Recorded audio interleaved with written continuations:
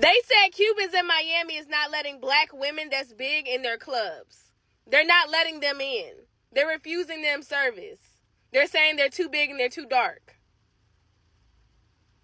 I repeat, Cubans are in Miami telling black women that's too big, they can't come in.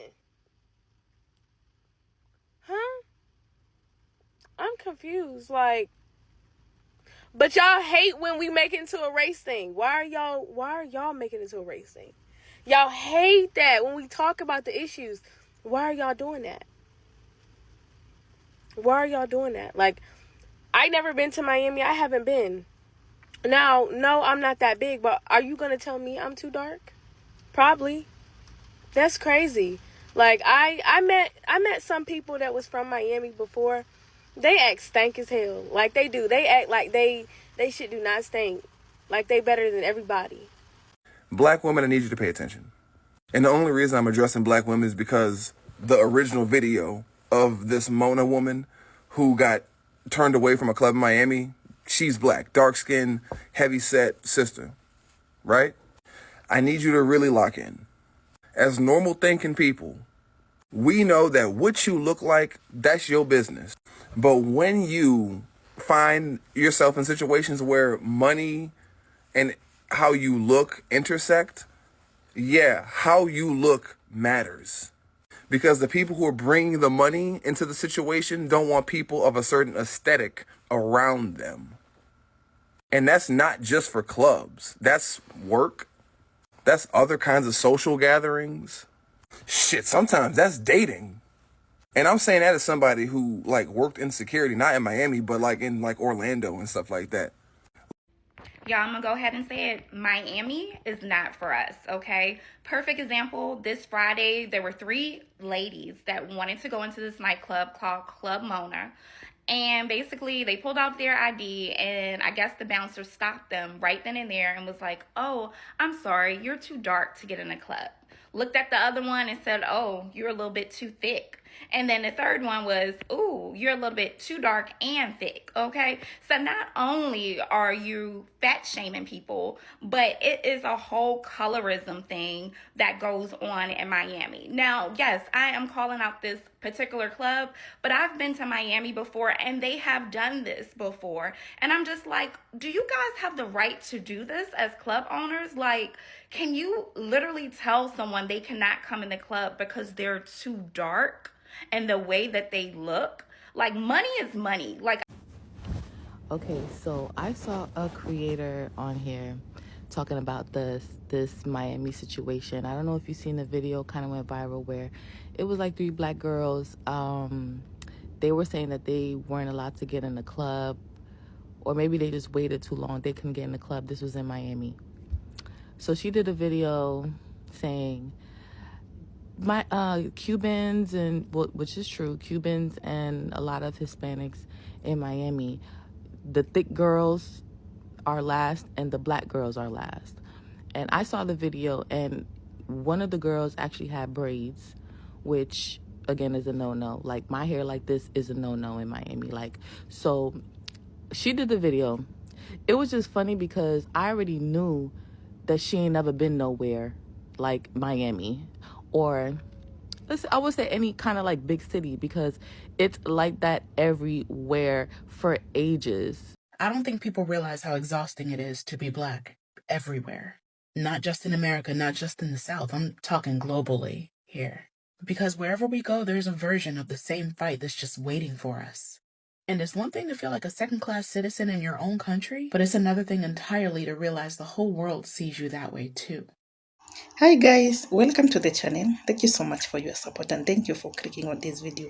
In today's video, let's talk about Miami. When most people think of Miami, they picture beaches, nightlife, and a city full of culture and diversity. On the surface, it looks like a paradise where everyone can fit in. But behind that shiny image, Miami has a deep problem with anti-blackness, and it shows up in ways that are hard to ignore. Let's get to the video, but before, let me play a few clips on the same, and I'll be back with my own commentary.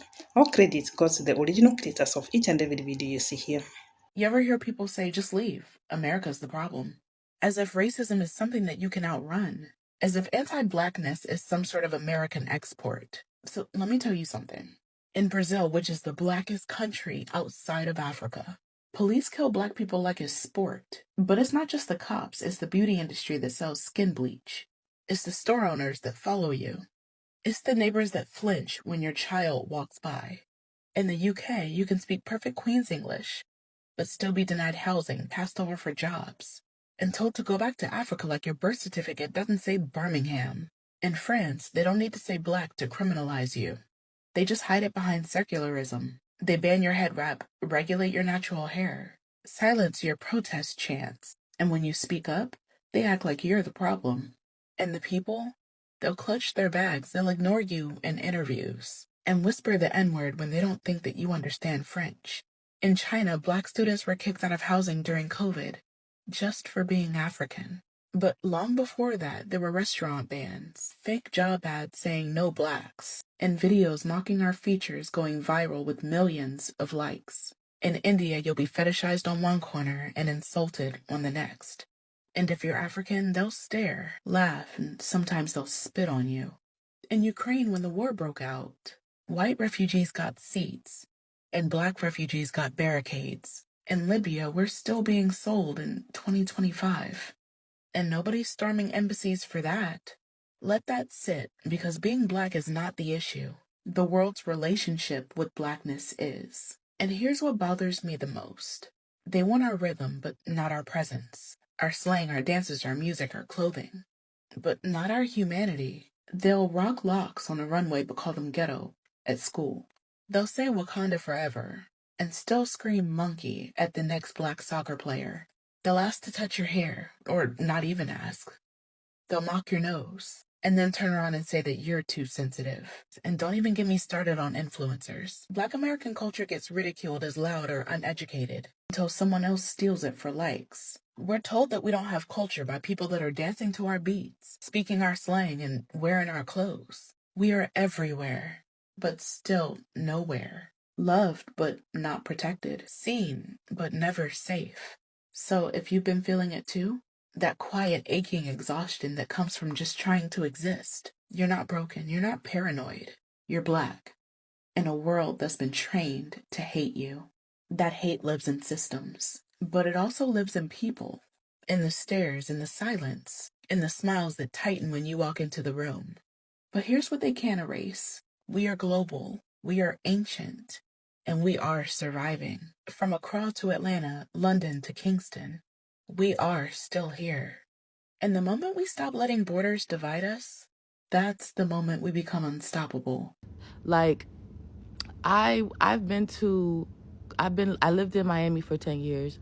I've been out in New York, but it's like that everywhere. It's been like that forever. Like, if you have braids, they're gonna make you wait in the back. They let the Hispanics first, and then they let the white people first.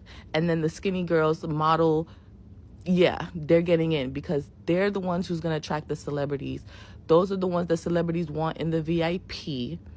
And it gives, unfortunately, what they say, it gives ghetto, because if you're in a club, they don't want, what they call, taking bottles or, yeah, they don't want that type of aesthetic. Okay, so yeah, I could have just tell, like, you saw the take, these creators, they see the take and then they're already ready to record. Have you ever been in them situations before? Because again, this has been happening for 10 plus years, like 20. Like, yeah, I'm showing my age, but this has been going on. So like, and Black girls, and we're still going to try to go to the club. They're still going to try to go to the club. They're going to try to go to Live. They're going to try to go to all the popping clubs out there. Right now, the scene is whack, so respectfully, it's not even that serious. But yeah. And yeah, so like, for instance, people talk about, Chris Brown, but I've seen Chris Brown probably like 2 or 3 times, and twice I was probably arm's length of him. But he has women security, like light skin, white. They won't let you pass a threshold in his VIP. Why? Because when cameras are taking photos and everything, the aesthetic that you know, the celebrity wants to be shown in the media and that's what they're worried about. So they don't want, like, you could probably hang around in the back in the VIP, but they're not going to let you stand there right next to Chris Brown. It's because Chris Brown already picked his security. I got a story time. Like, I got a story time where I lit this girl hair on fire because I was trying to get to Chris Brown's section that bad. And it was really because my cousin really wanted to meet him, and I was like, nah. But anyways, back to what I was saying. Even when you think you're about to go natural, braids, just know you're slowly ending your baddie aesthetic. Like, when I started growing my locks out, I already knew. People stopped inviting me outside. A lot of things, because I was just trying to get to my natural self and, you know, loving myself. No makeup. I don't have to get beat all the time. Like, you know what I'm saying? And yeah, the crowd goes away because you're not a baddie.